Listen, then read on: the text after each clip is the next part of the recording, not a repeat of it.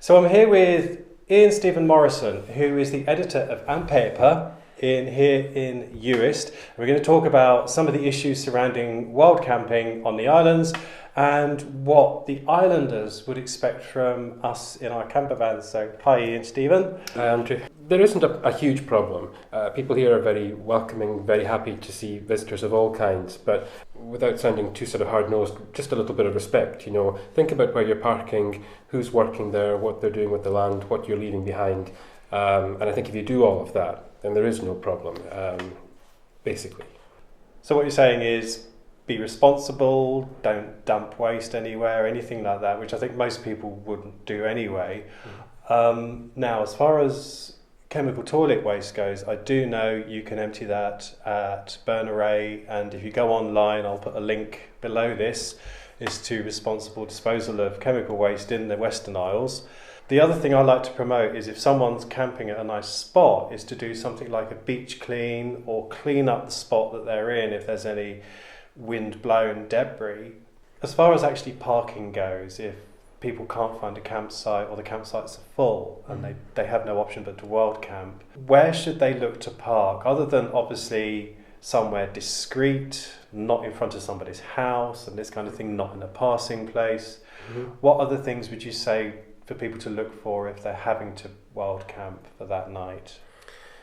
Well, I think there are really practical things like, looking at the kind of ground you're going to park on, is it going to sort of, you hear about erosion on some of the Machar areas being sort of compounded by vehicular traffic in the summertime.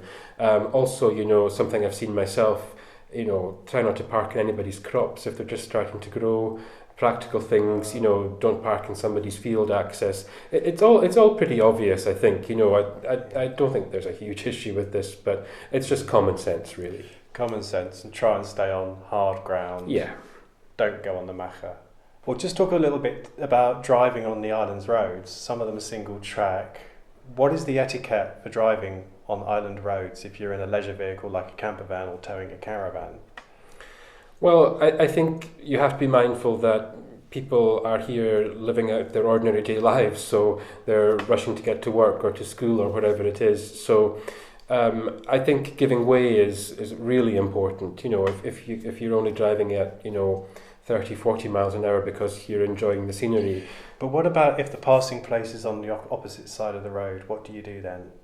The rule of the road is keep left, and that is something that you do see here in the summer. Is you can be travelling along and just any vehicle, in fact, that's belongs to a visitor to the island, where people cut across the opposite side of the road, and where there's traffic coming in both ends, it's actually really dangerous as well as a kind of awkward situation to get out of. So I think you have to kind of brush up a bit in your highway code when you come to a place like this in the country, and just think about other people, and giving way is the big thing. You don't want a big queue of people piling up behind. And don't dart to the wrong side of the road, no matter what side the passing place is. It's confusing and dangerous. It's not a good move. Okay. So what benefits do people visiting in camper vans bring? What do they bring to the islands?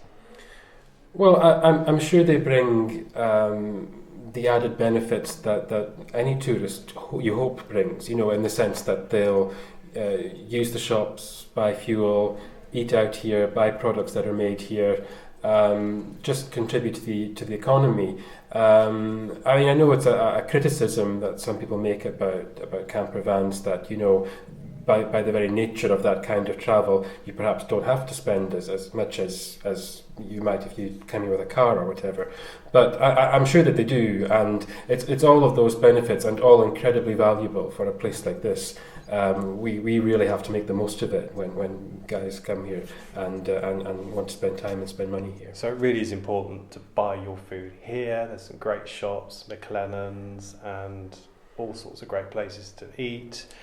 And I guess too, if you're wild camping, my rule is to spend what I would have spent on campsite fees in the community. So I get through a lot of cake when I'm here. Yeah. Heck of a lot of tea and cake. Yeah. Yeah.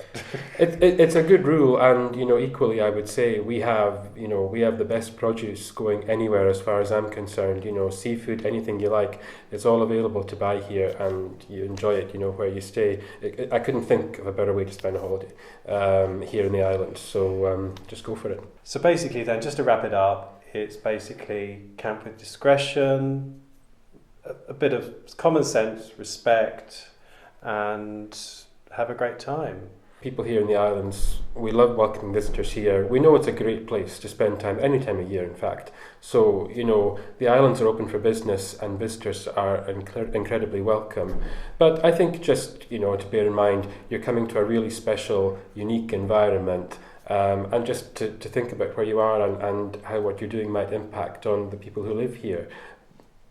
There isn't an issue. Where there are, I think it can be corrected just by being that little bit more mindful. Brilliant. Well, Iain Stephen, thank you so much. No bother at all. And, should I say Morning Tang? Morning Tang. Leis an website lá. Siad a bheith. Website.